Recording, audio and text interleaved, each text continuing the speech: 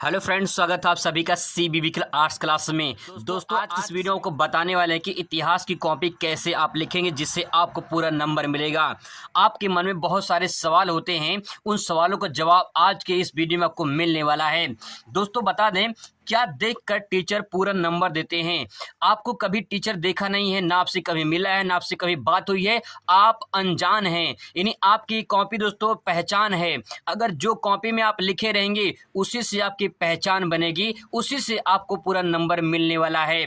तो टीचर क्या देखकर पूरा नंबर देते हैं? अब सवाल, एक कॉपी देखकर नंबर देते हैं तो कॉपी में ऐसा हम क्या लिखें, कॉपी में ऐसा क्या लिखें जिससे पूरा नंबर मिल जाए?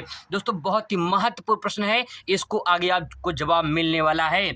जब कुछ समझ ना आए पेपर में तो क्या करें और क्या लिखें, ये बहुत बड़ी समस्या है और लोगों को ये सबसे बड़ी समस्या आती है जब पेपर में हॉल में बैठते हैं, उस टाइम पे समझ में आता कि काश थोड़ा पढ़ लिए होते। तो दोस्तों अभी आपके पास टाइम है कुछ पढ़ने की, कुछ समझने की। क्या करेंगे उस टाइम पे जब पेपर में कुछ समझ में नहीं आएगा? तो आज के इस वीडियो में आपको बताने वाले कुछ टिप्स और कुछ तरीका, जिससे अगर आप कुछ भी अभी नहीं पढ़े हैं तब भी आप अच्छे नंबर से पास होने वाले हैं। नोट कर लीजिए कि आप अच्छे नंबर से पास हो जाएंगे।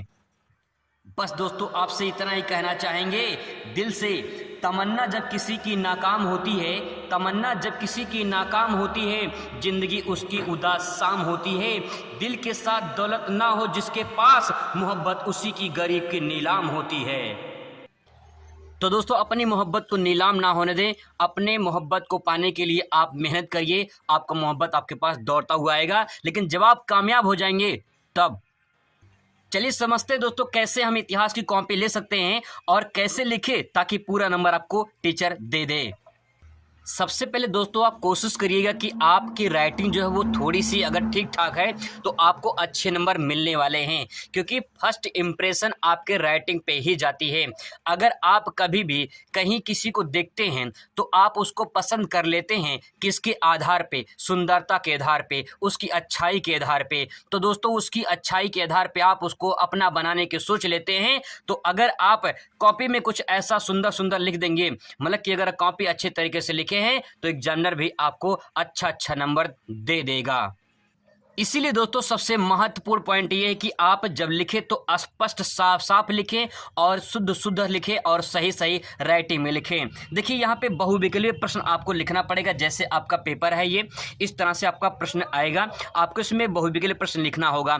दोस्तों कोशिश करिएगा कि आप क्रम वाइज लिखने के लिए, ठीक है, जब आप क्रम वाइज लिखेंगे तो कहीं न कहीं आपको अच्छा नंबर मिलेगा। ऐसे बहुत सारे लोग होते हैं, जैसे कभी कभी ये होता है कि आपको कभी कभी लोग बोलते भी हैं कि जैसे क्वेश्चन नंबर जो आए पहले वही करो। मैं ये आपसे कहना चाहूँगा कि आपको अगर क्रम वाइज लेते से 1 2 3 4 5 6, अगर आप इस तरह लिखें क्वेश्चन को तो टीचर को मूल्यांकन करने में सुविधा होती है, आसानी होती है और उसे आराम से आपको नंबर दे देते हैं।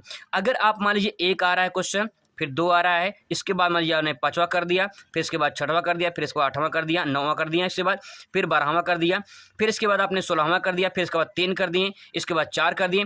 तो इस तरह से अगर आप करेंगे तो समस्या हो जाएगी टीचर को मूल्यांकन करने में।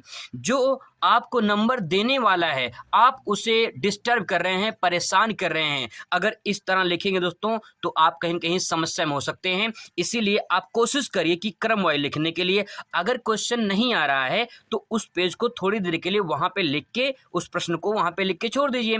इसके बाद आगे वाला प्रश्न कर लीजिए। जब टाइम मिले तो उसको भी आप बना के कुछ ना कुछ जरूर लिख दीजिए। इस तरह से आपको पूरा नंबर मिल जाने की संभावना रह जाती है। लेकिन अगर आप इस टीचर को परेशान कर रहे हैं इस तरह से लिख के, जो आपको नंबर देने वाला है, जो आपकी जिंदगी बनाने वाला है, अगर उसको आप परेशान करेंगे तो भी आपको परेशान कर देगा, और जब परेशान आपको कर देगा तो आपको कहीं कहीं नंबर कम मिल जाएगा, जिससे आपके भविष्य साथ खिलवाड़ दोस्तों हो सकता है। तो खिलवाड़ नहीं करना है, ये मजाक नहीं, बिल्कुल अब हमें सोचने की जरूरत है और जागने की जरूरत है उस नींद से जो हम बहुत पहले सो चुके थे।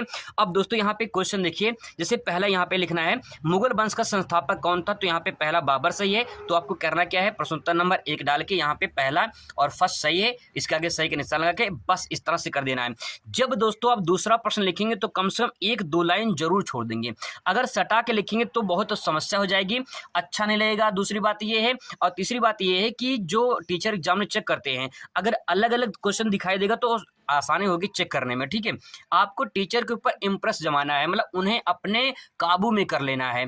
ठीक है, तो काबू में कैसे करेंगे? अपने कॉपी से करेंगे। जैसे कॉपी में आप लिखे रहेंगे उसी तरह से आपको बस में हो जाएगा। बस आपके बस में हो गया ना, तो बस में कैसे होगा? जब अच्छा अच्छा लिखे रहेंगे, सही सही लिखे रहेंगे, तो आपके कंट्रोल में हो जाएगा। और फिर इसके बाद जब कंट्रोल में हो जाएगा ना, तो आपके रिमोट आपके हाथ में है और जैसा चाहोगे भैया वैसा आपको नंबर मिलेगा। ये बात दोस्तों सच्चाई में बता रहा हूँ। अगर आप इस तरह करेंगे तो आप बहुत अच्छे नंबर से पास हो जाएंगे।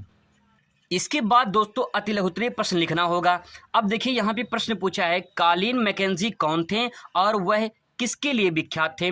किस लिए विख्यात थे? तो दोस्तों यहाँ पे 2 नंबर आपको मिला है। पहले पॉइंट में लिखा है कालीन मैकेंजी कौन थे, इसके बाद किस लिए विख्यात थे। आपको जितना पूछा गया है उतना ही लिखेंगे। अगर आपको ज़्यादा आ रहा है तो दोस्तों नहीं लिखेंगे, क्योंकि टाइम बहुत ध्यान रखेंगे।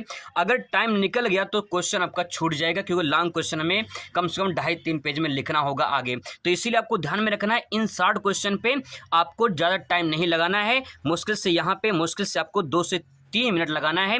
कालीन मैकेंजी कौन थे उनके बारे में लिखना है और किस लिए विख्यात थे उनको लिखना है। ठीक है, अब देखिए मैंने उसका आंसर लिख दिया है। जैसे कालीन मैकेंजी एक इंजीनियर, सर्वेक्षक और मानचित्रकार थे।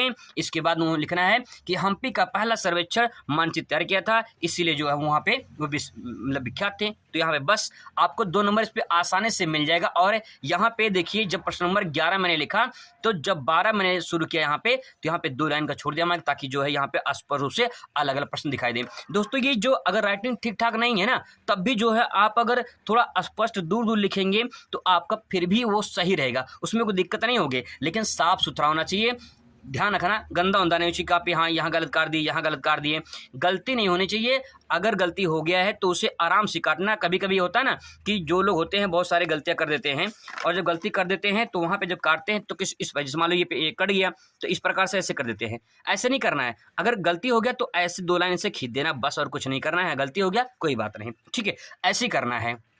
इसके बाद दोस्तों आपको लघुत्तरीय प्रश्न लिखना होगा। ये लघुत्तरीय प्रश्न 5 नंबर में पूछा जाता है, 5 नंबर में।